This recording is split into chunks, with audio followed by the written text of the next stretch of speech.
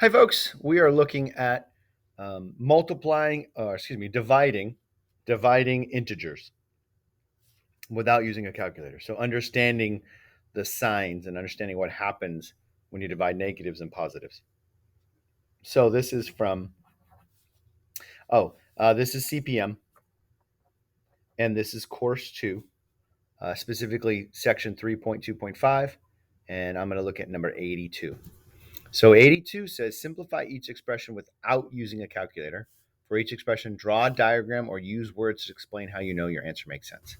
So what I'm looking at is -8 divided by -4. So remember, division is how many groups of, right? So I'm looking at, I can ask the question, how many -4s are in -8? Right? So if I think about it, how many -4s are in -8? If I were to break -8 up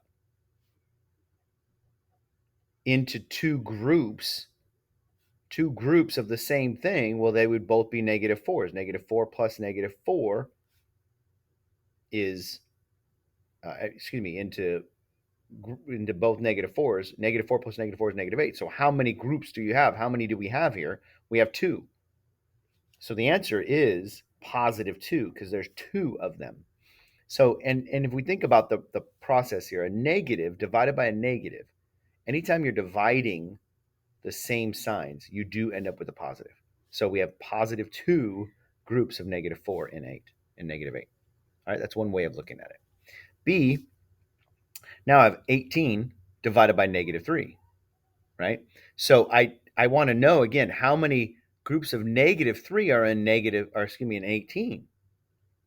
Well, if I were to think about what I'm dealing with in this case, I would break up this 18 into how many times does 3 go into 18, right?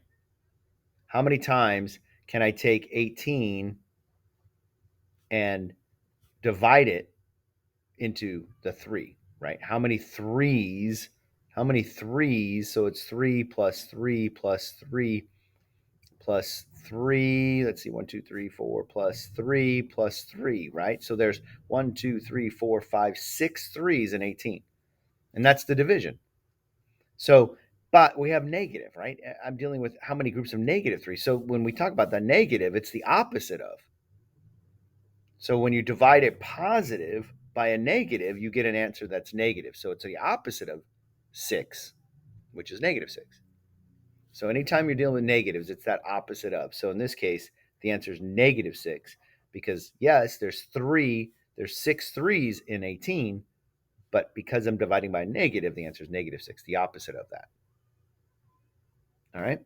And then with this one, 24, -24 divided by 2, right? Again, you can look at it this way. I can also say if I have 1, 2, 3, 4, 5, let's see, 1, 2, 3, 4, 5, 6, 7, 8, 9, 10, 11, 12. So there's 12. And then 1, 2, 3, 4, 5, 6, 7, 8, 9, 10, 11, 12. So altogether, there's 24 negatives. So divided by 2 is how many groups, right? How can I split these in half? And that's what I just kind of showed you here. So we've got 12 negatives here and 12 negatives here. So I took that 24 and I split it in half. I divided it into two groups. So the answer for this one would be also then be -12. There's -12 in each of those groups. So you can also look at it as just, if you think about it and ignoring the sign, going 24 divided by 2 is 12, but it's the opposite of because you have a negative divided by a positive. And the last one here, 17 divided by -1.